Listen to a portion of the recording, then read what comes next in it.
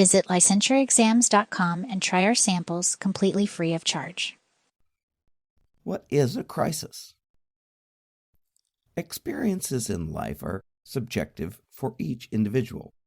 Therefore, what one person may experience as a crisis, another may not. The level of a person's resilience, skill, or experience will determine his or her subjective experience. A crisis is, by definition, stressful and/or disruptive. If an event does not overwhelm the individual's coping skills, the person is less likely to perceive the event as a crisis. The less an event is disruptive to the person's environment or functioning, the less likely it is to be perceived as a crisis. During a crisis, individuals have a sharp reduction in their overall ability to cope. Problem-solving skills are limited, and they are vulnerable to further psychological stressors.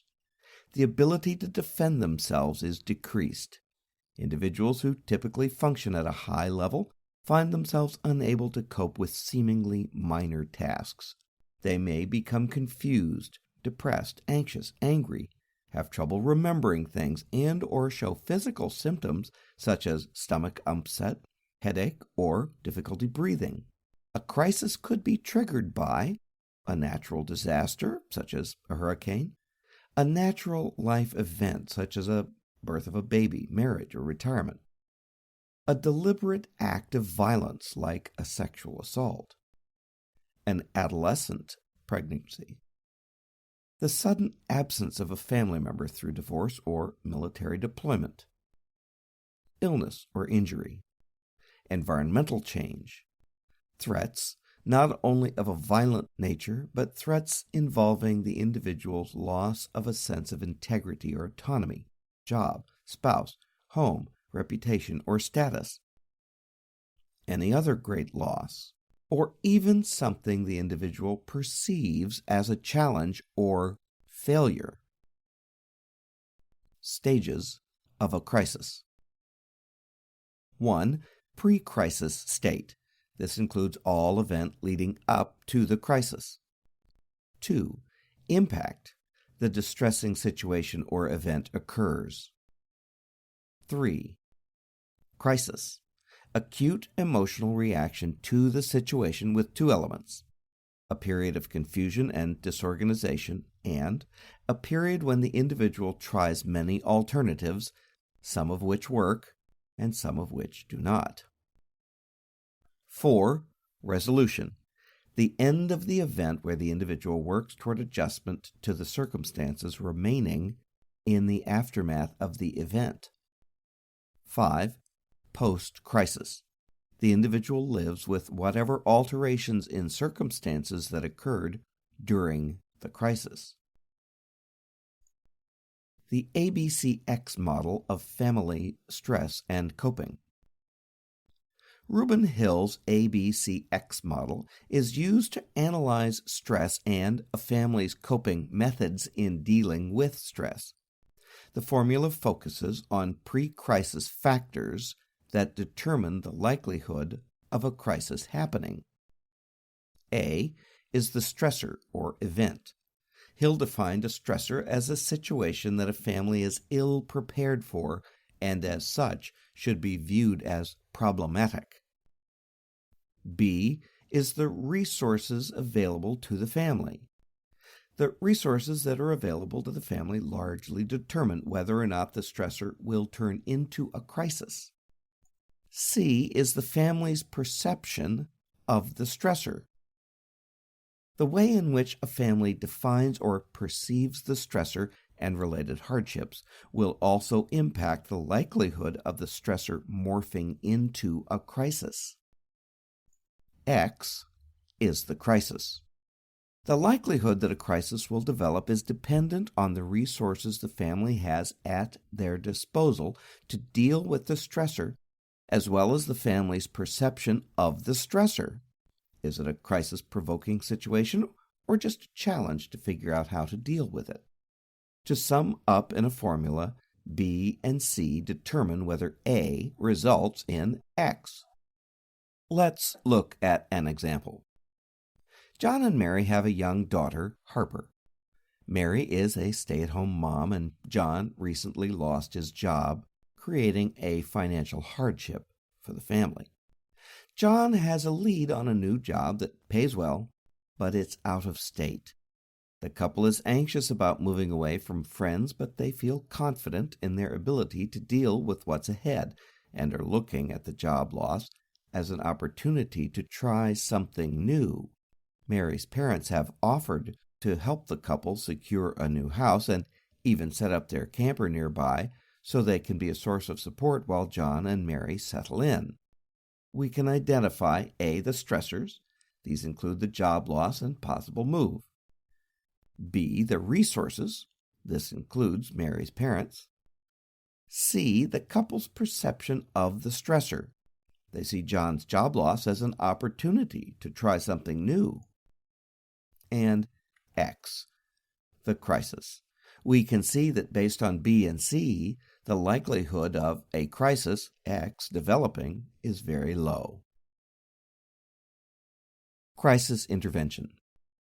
The goals of crisis intervention are to 1. Stabilize the situation and protect the individual from additional stressors. 2. Mobilize whatever resources are required to assist the individual, i.e., assist the person in managing and recovering from the unusual circumstances.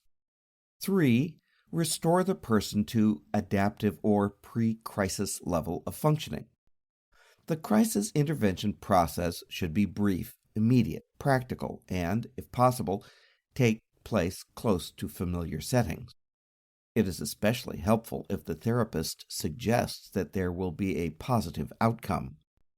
This helps to instill a sense of hope for the future, and keep in mind that any long-term issues should be referred. Robert's 7-stage crisis intervention model.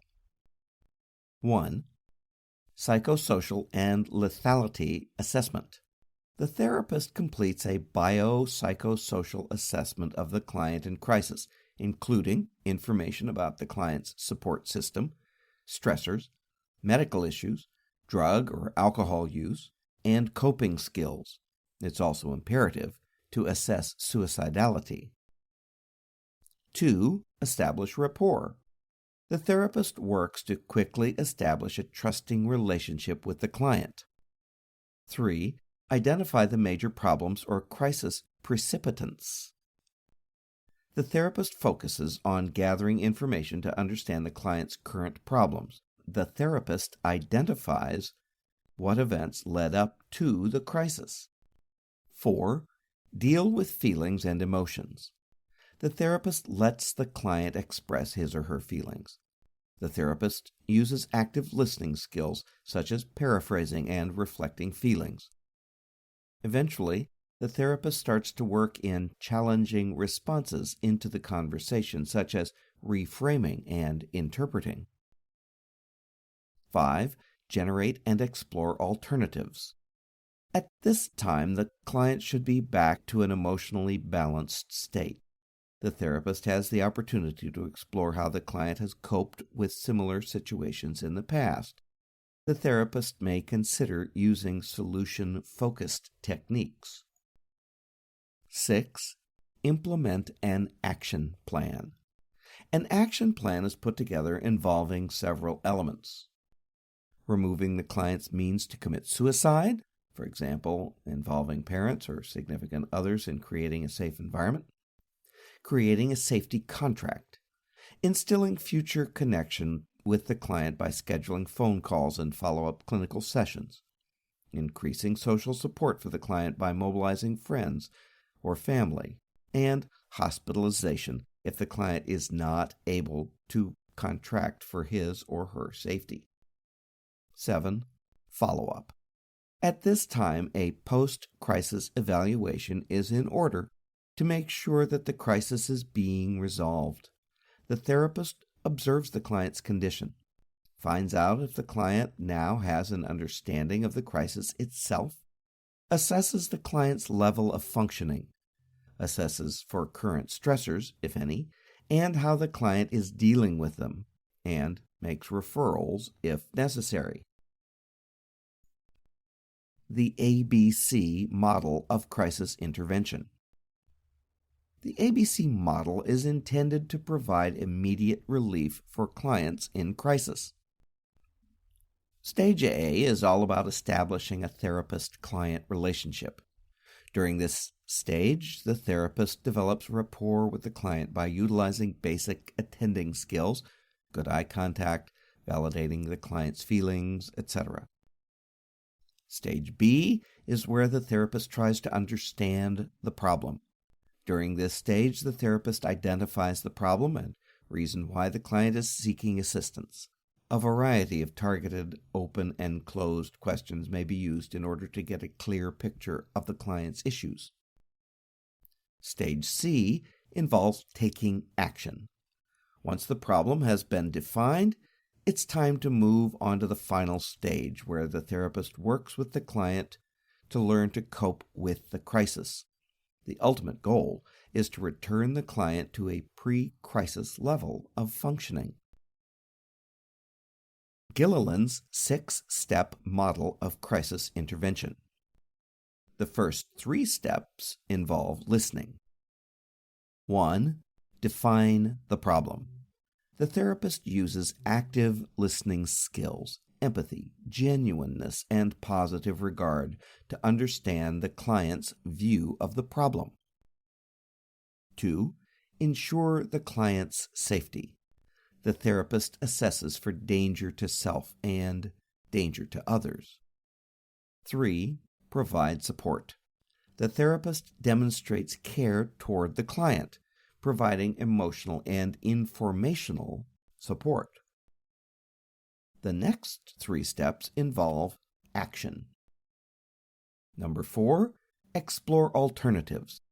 The therapist and client assess situational supports, people who care about what happens to the client, identify coping skills, behaviors, and/or environmental resources that can help the client navigate through the crisis, and explore the client's thought patterns to see if the client's view of the problem can be reframed. 5. Make plans. The client works with the therapist to create a plan to regain stability. The plan lists sources of support, positive coping strategies, and steps the client can take in the short term to return to a level of stability.